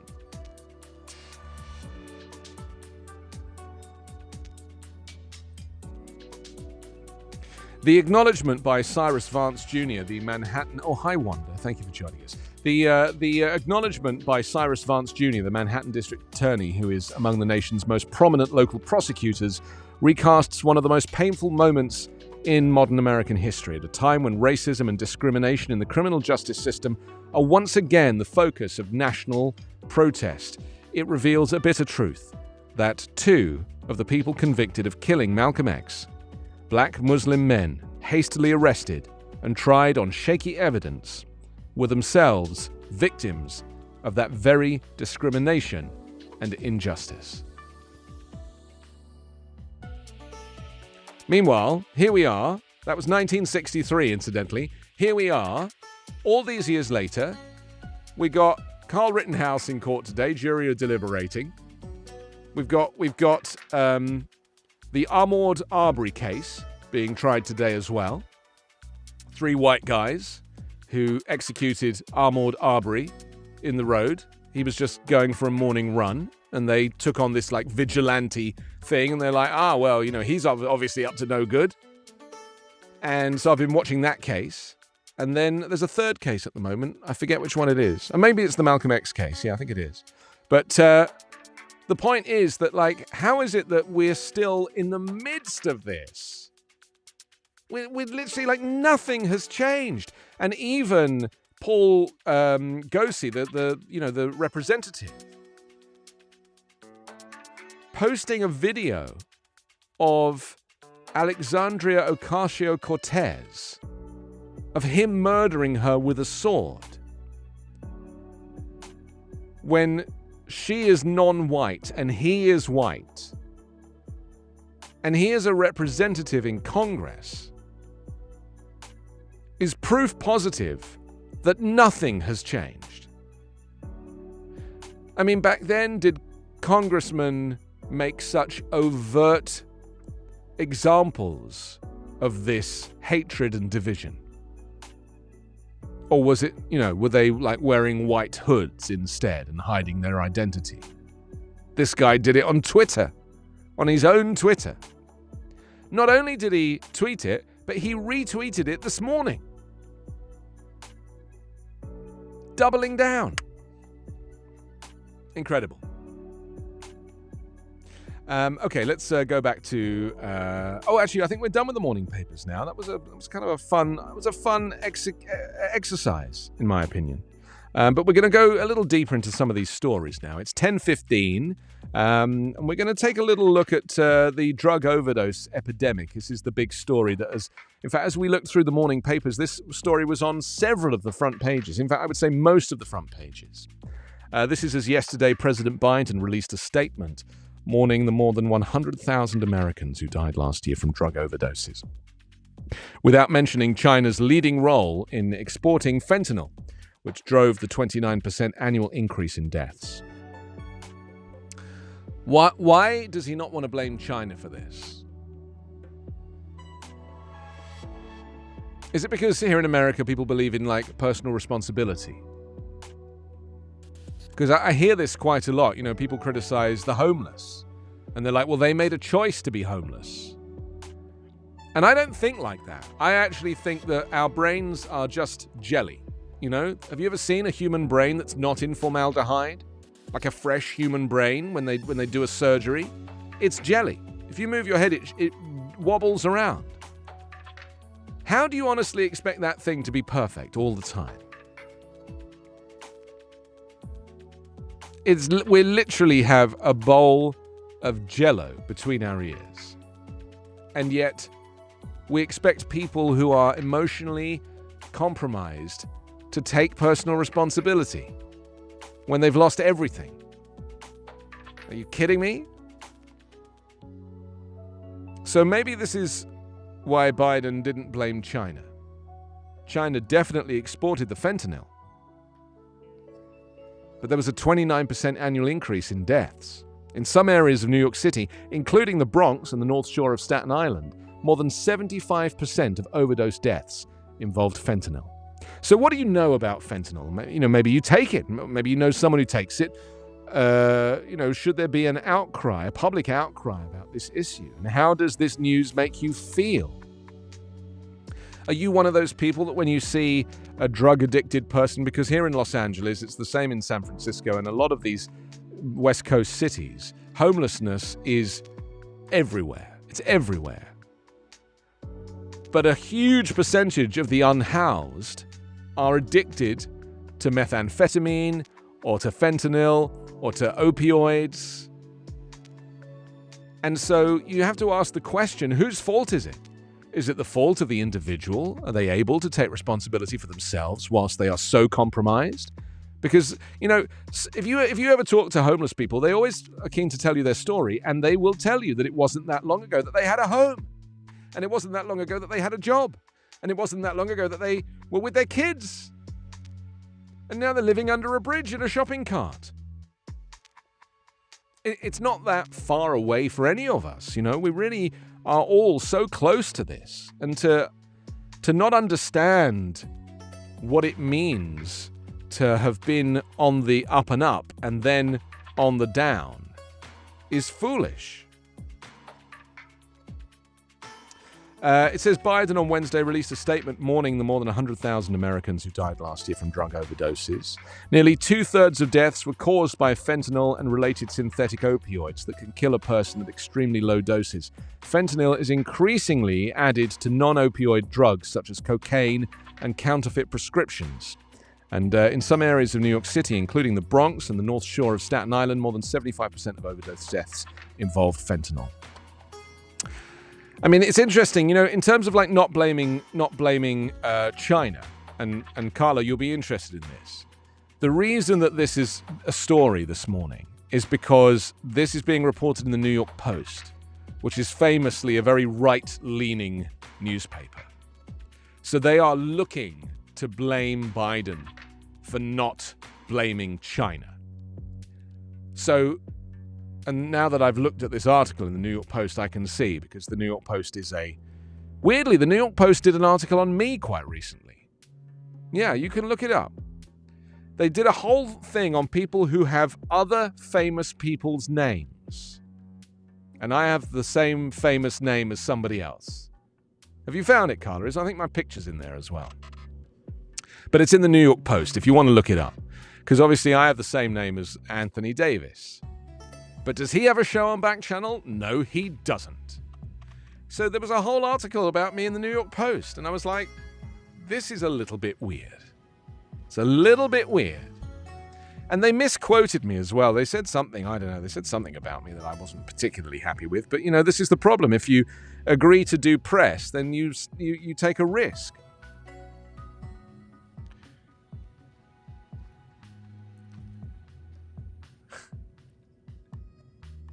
Apparently the title of the article is "Life Can Get Crazy When Your Namesake is a Sports Figure."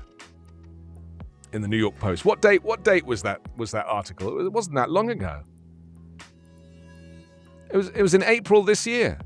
Are you impressed with that, Carl? Have I impressed you with my national news coverage? I only just remembered that when I saw the New York Post headline there. So, yeah, there's a little article about me in the New York Post. And it's nothing to do with me. It's just about the fact that I exist, and so does another guy who is very famous. As in, very famous. And how do I cope having his name? I mean, I have the .com.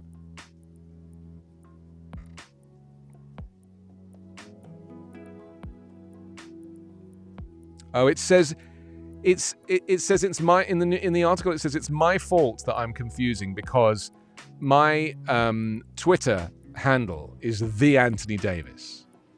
Now, I've had that Twitter handle for well over 10 years, a lot longer than he's been playing in sport and successful in sport. I also have the .com. So I think it's unfair to be criticized for just being myself.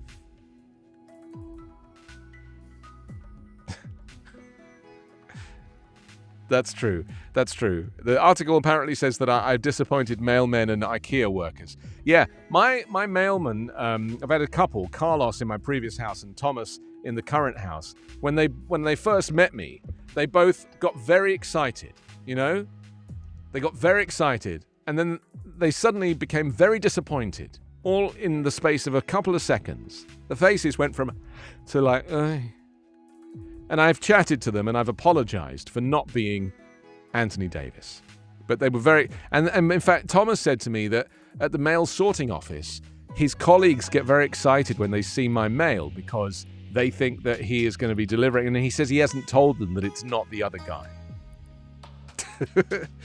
So that's what I have to deal with. And yeah, the IKEA story. I think I might have mentioned the IKEA story on this show last week. But when I do click and collect at IKEA, because I don't like to go into the store because of the coronavirus pandemic. And also, who likes to go into the store? That's like 4 hours of your life wasted just walking through a maze of fake homes. I feel like I'm in other people's houses.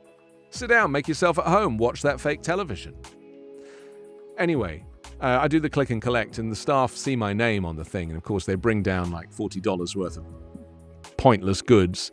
All excited that they think they're going to see the other guy. And of course, they're very disappointed when it's me. But when I first did it, I had like 20 people came down. They thought they were going to meet a big star. And I said to them, do you honestly think that the other Anthony Davis is going to buy $40 worth of stuff from IKEA? Go pick it up himself on a Tuesday? Anyway, maybe you have a famous name as well. I don't know, but it's like the point is that it's I don't see it as a curse because I've always had this name and I've always had the website and I've always had the Twitter. So it's like, it is what it is. And if he wants to buy the Anthony Davis Twitter off of me, he's very welcome to. I mean, I'm not that attached to it. It's my name. I couldn't get Anthony Davis. Somebody else had that. So I had to have the Anthony Davis. But if he wants to make me a multi-million-dollar offer, we can talk. So we've been talking about fentanyl a little bit this morning, which is, it's a tragic conversation, but it's one that has to be had because, of course, there's an epidemic and more people are dying of drug overdoses this year than ever before. So, let's have this conversation. What else can we look at here? I've got a couple of other things. Oh, I wanted to mention, there's always an opportunity to say this, and I'll say it right now. is that there is a whole bunch of other shows here on Backchannel as well. It's not just the Anthony Davis Show. So if you yourself would like to kind of, keep one ear to the Backchannel, then please, throughout the day, at all different times of the day, different hosts on at different times. Haley and Allison and your pal Hal, who we accidentally called Shallow Hal yesterday because we're a big fan of the film. He's on next in about half an hour's time here on Backchannel. Wanda, thank you for joining us. Salvis, Irene, Kearney, Jessica. Stacey had to leave, but that's fine. Nice to know that you're listening to Backchannel and watching Backchannel this morning. As we work our way through these stories, we've been discussing drug overdoses, and I've been asking a little bit about whether or not you have empathy for people that are in these situations, or whether or not you just blame them. I personally don't think that you can put the blame for addiction in the hands of the addicted. I've never thought that. I mean, if you know what it's like to be vulnerable, if you know what it's like to be compromised emotionally, socially, spiritually, we are so imperfect as a race. And as I said to you, if you look inside the skull, the brain is jelly. And that, to me, is an example of how vulnerable we are as humans. And maybe social media has made us less empathetic. Maybe the fact that people find it so easy just to criticize others in a tweet. Is that an issue for you? Have you just been able to, balance out your distaste for people who are more unfortunate than you, but just by tweeting them off? You can let me know. You can use your wake up word, then say, and then your message. If you're using the Echo Show, you can also message via backchannel.tv. It's a new website specifically for web chat. And then if you're watching us on the YouTube stream, then there's a comments section there, and that information will be communicated to me as well. So if you're a YouTube viewer, then you're very welcome as well. It's 10:27 now. This is Backchannel. I'm Anthony Davis, and this is the Anthony Davis Show, Monday through Friday between 9 and 11 Pacific. Also, let's look at I want to look at this study in American diversity. This is a city, a U.S. city, run by Muslim Americans. It's called Hamtramck in Michigan. Is that pronunciation? I'm really working hard on my pronunciations. It's a very interesting story.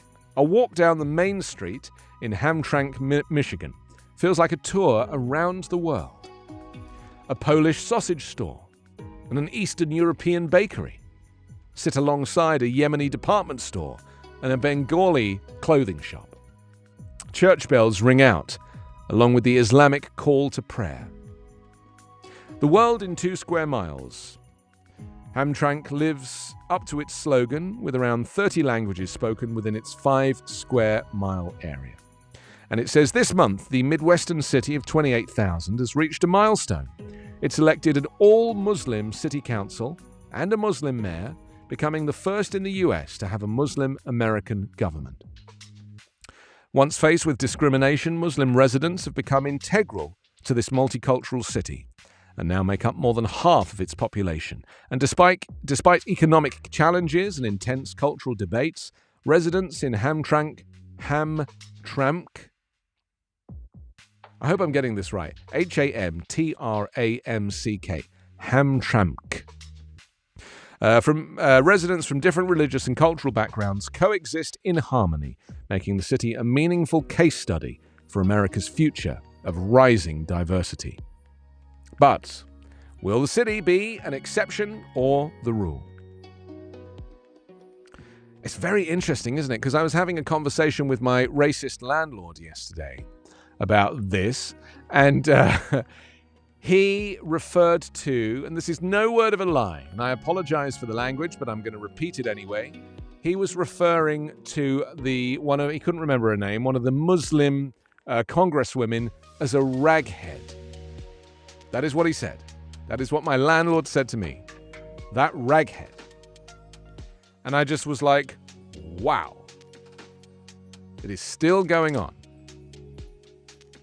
And he wasn't even fazed by it. Like, he didn't even know that he was saying anything bad. And it just beggars belief that this is like still a thing here. Incidentally, he's talking about Ilhan Omar, right? The refugee congresswoman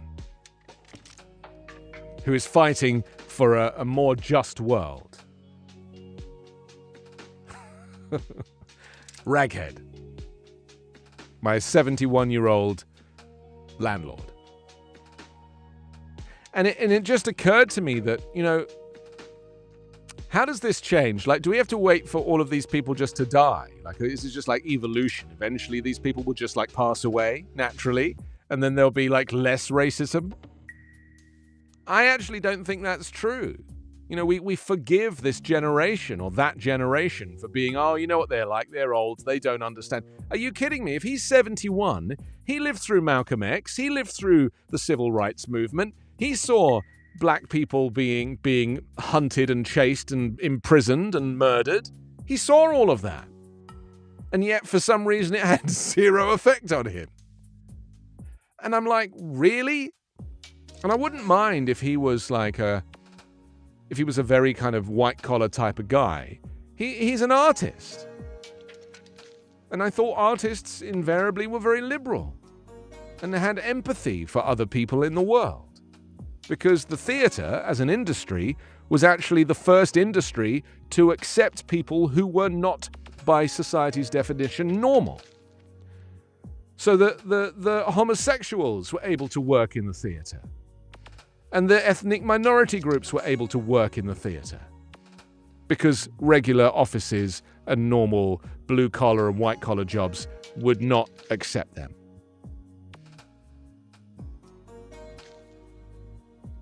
So I just don't really understand how he still is thinking like that. But then again, he doesn't want to get vaccinated. He voted for President Trump. When I was explaining to him about, Trump being implicated and investigated eventually for the insurrection on January 6th, he was like, why? Why should he be? And I was like, okay, let's not even have this conversation. So I apologized to Ilhan Omar for my landlord, but everybody has a view and everyone's entitled to their view. I mean, free speech is a big part of this, but there is a difference, and this is something that I really want to point out. It's very important to me that we have to remember that there is a difference between free speech and hate speech. These are two very different things. At what point does free speech become hate speech? There used to be a social barometer, and now I fear there is not. Now I fear that is the bit that's now missing, the social barometer. And so going back to Paul Gosar, the congressman who last night was stripped of his congressional committee roles for posting online a video of him killing Alexandria Ocasio-Cortez, a fellow congressperson. You have to ask that if the people at the top are the ones committing these atrocities, what hope is there for the rest of society? Because we look up to these people. They set an example for us. And that's why when we had a president who was every day being scandalous and racist and referring to Mexicans crossing the border as rapists, and talking about countries in a very disparaging way that were majority brown-skinned, you have to ask yourself, what example is that setting for the 361 million people who live here? And how is it that after 4 years of that bile every single day, 73 million people still voted for him? You have to ask yourself, it's not like the first time he was elected where people weren't sure what they were getting. They saw this kind of jokey character and had 4 years of him, and still over 70 million people voted. It does, beg huge questions about whether anything has changed since the Malcolm X days and the civil rights movement. And yesterday we were talking about this a little bit, and a couple of people messaged and said it's white people being scared of black people, scared of becoming a minority, white people becoming a minority. Well, currently it's 57.5% is the statistic. 57.5% majority white in America. And I always thought and translated Make America Great Again as a slogan. I always knew that great meant white. I always knew that from the very beginning. It's the simplest code to break. It's the simplest code to break. You don't have to be a rocket scientist to realize that is what he's saying. Not talking about anything else. Not talking, because he didn't do anything else. Did nothing for industry, did nothing for jobs, nothing. It's just about this white supremacy. That's all it is. And he's probably going to run again and win again. Just saying. So we've been looking at this city that's run by Muslim Americans, and despite economic challenges and intense cultural debates, residents in Hamtramck from different religious and cultural backgrounds coexist in harmony, making the city a meaningful case study for America's future of rising diversity. So why isn't this city being celebrated and talked about more? I mean, maybe you've been there, maybe you live in a multicultural city yourself, a town, a suburb. What are the benefits of being around people? I mean, I think about this all the time for my kids going to school. The school that I send my daughter to is predominantly white, and I want her to be around a more diverse group. And they bus kids in. They bus a lot of Korean kids in. We have an area here called Koreatown. They bus kids in. But, there's 2 black kids that I see at pickup. 2 black kids. Out of 750 kids in the school. It's quite, it's significant. There's quite a few Asian kids. But in terms of African Americans, it's minimal. And it's embarrassing. So what hope is there? And I'm in Los Angeles, which is one of the most multicultural cities in America. There's more languages spoken here. There's more nationalities. It's a very diverse city. And yet, at this school, which is in the center of Hollywood, it's predominantly white. So what hope is there for integration? So, it's very interesting to kind of take a city and kind of see an example of this, level of integration. A Bosnian immigrant who lives there says it's not unusual to see some with miniskirts and tattoos and some in burqas walking on the same street. It's all about us. This is a Bosnian immigrant who owns a cafe in downtown Hamtramck. A stone's throw outside central Detroit, which largely envelopes the city, Hamtramck was once part of the epicenter of America's automotive industry, dominated by the General Motors plant that straddled its border with Motor City. The first Cadillac Eldorado rolled off the assembly line in Hamtramck in the 1980s, and over the course of the 20th century it became known as Little Warsaw, as Polish immigrants flocked in for the blue-collar jobs. The city was one of the stops of Polish-born Pope John Paul II's U.S. tour in 1987. In 1970, as much as 90% of the city was of Polish origin. My family were from Warsaw. My great-grandparents were from Warsaw, on my mother's side.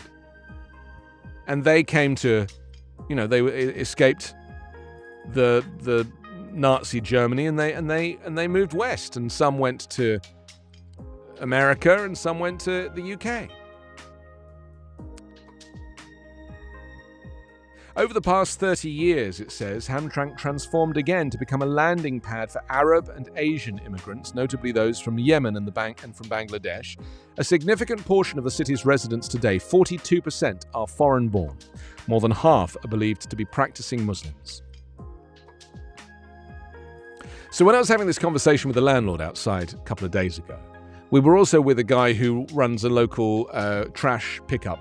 He's got a big truck and he picks up large trash items. And he's a very nice guy. He's actually Israeli. And he told me he's very conservative and, voted for Trump. And we talked about this, and he said, "Oh, he said, I've heard about England." He said, "Isn't it like majority Muslim now?" And I was like, "No." And he was like, "Oh, well, isn't that a problem that there's all those Muslims?" And I was like, "No."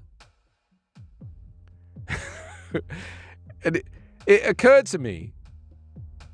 It occurred to me that people think that a Muslim, not all people, but some people think that Muslims are Islamist extremists.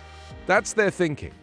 That a Muslim must be an Islamic extremist. And it's like, it could not be further from the truth. Islam is the most peaceful religion. The word Islam means peace. It is like, spend some time in the Middle East. Find somewhere where American bombs aren't dropping.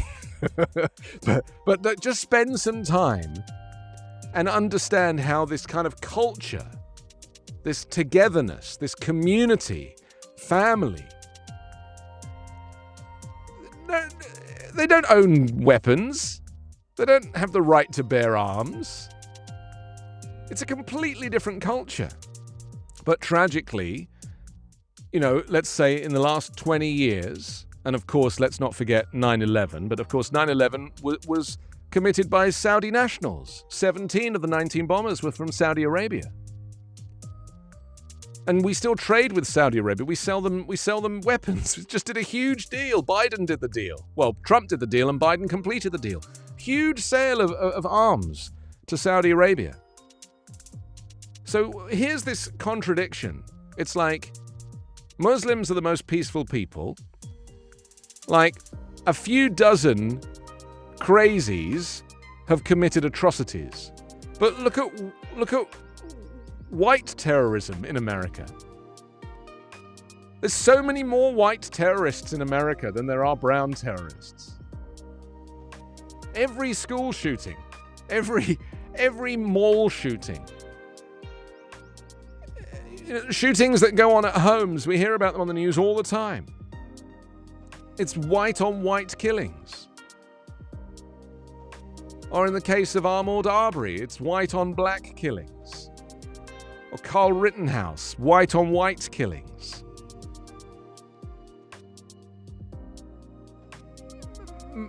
Islamist extremists are the tiniest majority of killings in the world, let alone in America. But unfortunately, they get the most headlines. There's more coverage because of the media knowing that people lap up this stuff. So the way it's covered is there is a bias. And we see it in Europe. We saw it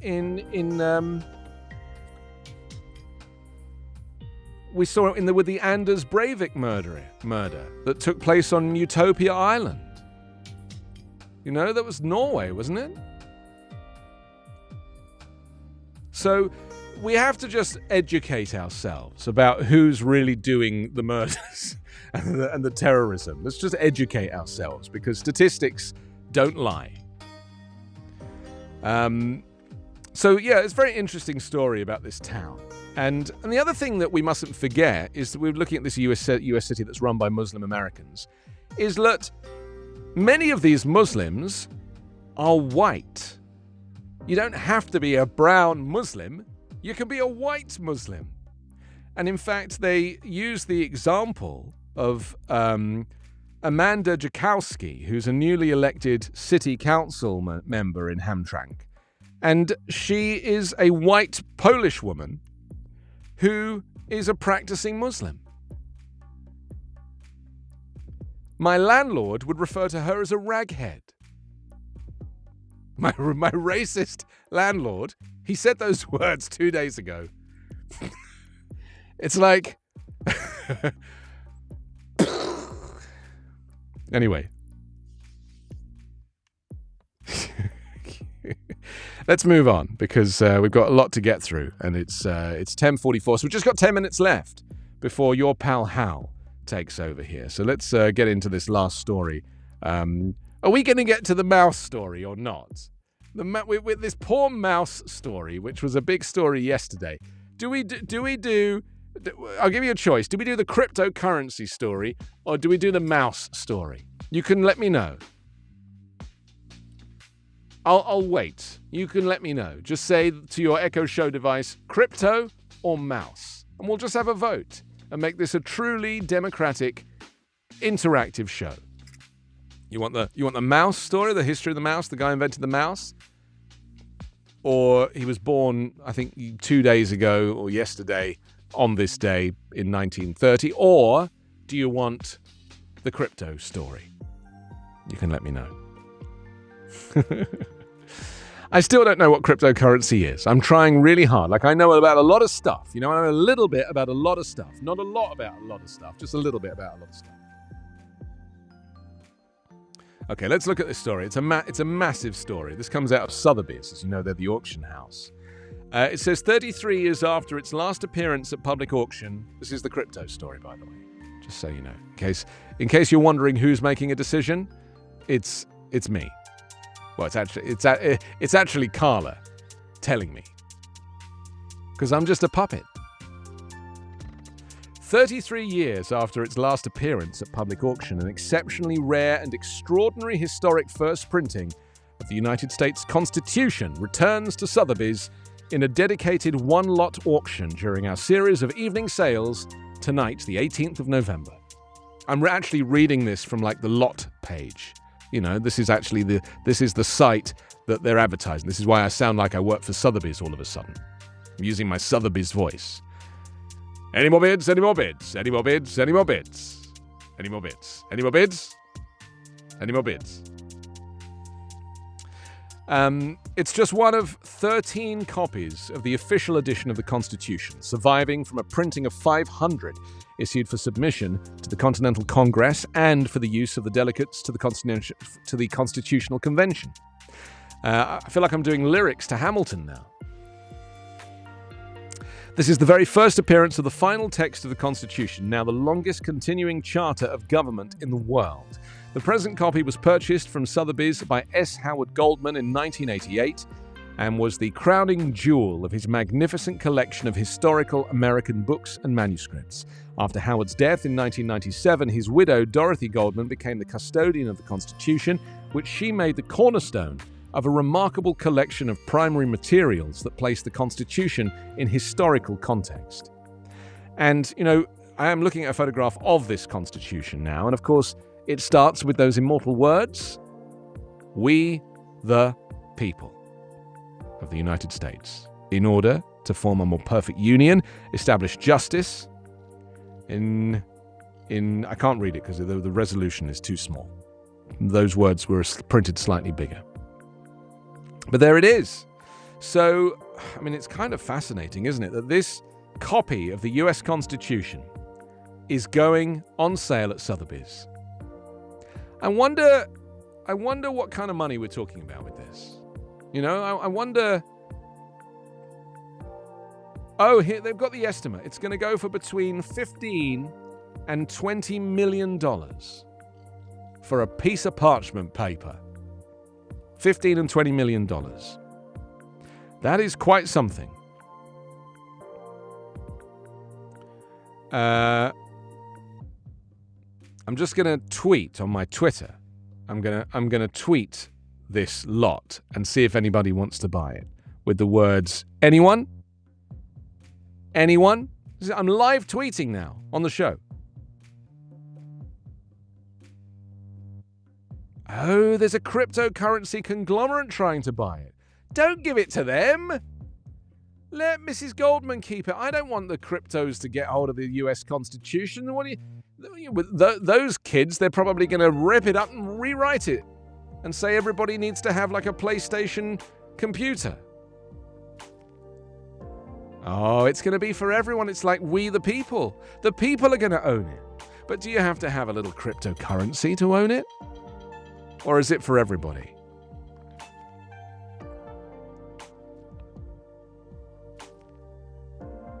I'm tweeting, anyone, do I hear $20 million?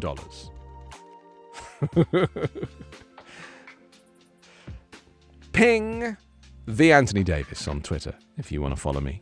In 1787, the official edition of the United States Constitution and the first printing of the final text of the Constitution, we the people of the United States.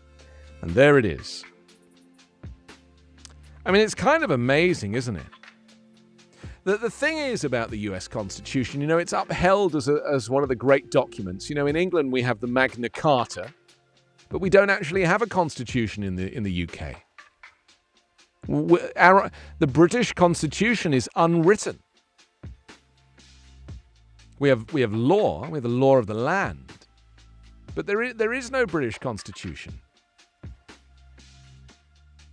It's very interesting, isn't it, how different countries are formed and how they can operate and how they can be governed. Because the thing I don't understand about the US Constitution is, of course, you know, you have the right to bear arms and to keep a well-stocked militia. Those are the words from the Constitution about gun ownership. But of course, back then, a gun was a musket that fired a solitary round. It didn't mean an AR-15 style semi-automatic weapon that could literally kill an entire classroom of children in one go. So the interpretation of the Constitution is subject to opinion. And for that reason, I believe that any constitution that was written in the 18th century needs to be rewritten for the modern day. Because you're just going to end up, because in every judiciary, every courtroom, up and down the land, people are referencing a document from 1787. And there is nothing about modern society that is reflected in that document. Amendments are all very well, but they're not. They're not enough. I mean, look, the U.S. Constitution will never be rewritten. Of course, it won't. It's this defining document. It is the very fabric of society. And the amendments are all well and good, but they still haven't made an amendment to gun ownership. And you would argue that would be the first one they would do.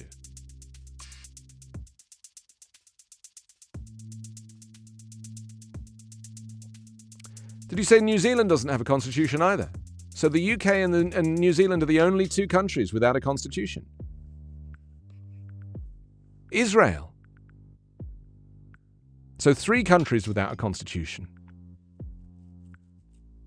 Oh, it's an unwritten constitution. That's right. That's what I said. The UK has an unwritten constitution. So does Israel. So does New Zealand, by the sounds of things. So, you know, it is possible. Do you think America could have an unwritten constitution and people would still abide by it? And courtrooms would still reference it?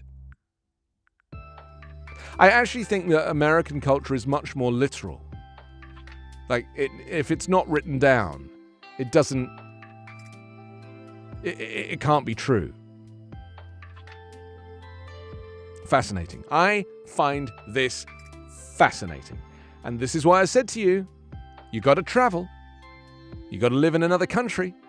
You got to go and sit in a courtroom. Hi, Aries. Thank you for joining us. Aries is in Florida. Aries, where have you been? I'm only here for a couple more minutes, and then your pal Hal's going to be sitting in this chair. Well, in a similar chair with a blue background. This is your pal Hal like this. Super cool. Whereas I'm literally on the edge of my seat. This is Backchannel. I'm Anthony Davis. We've been talking this morning about the crowd-funded efforts to buy this rare 1787 copy of the US Constitution at auction. Claims to have received more than $40 million worth of cryptocurrency donations. I mean, if that's the case, they're going to win. Because the reserve price is somewhere between 15 and 20 million. If the crowdfunders have already got 40 million, then this is amazing. I mean, do you think that the Constitution should be allowed to be owned by one person? Would you consider joining the cryptocurrency conglomerate and own a little piece of it yourself? Maybe it's just not important to you. Maybe you know your rights. The rights to a fair trial, the rights to free speech, the rights to bear arms, And of course, the Fifth Amendment, the right to not say anything at all in a courtroom if you so choose. And it's a great way to end this program this morning. Thank you so much for spending your morning with me. I'm Anthony Davis. I'll come back tomorrow morning at 9 a.m. Pacific. Next is your pal Hal on Backchannel.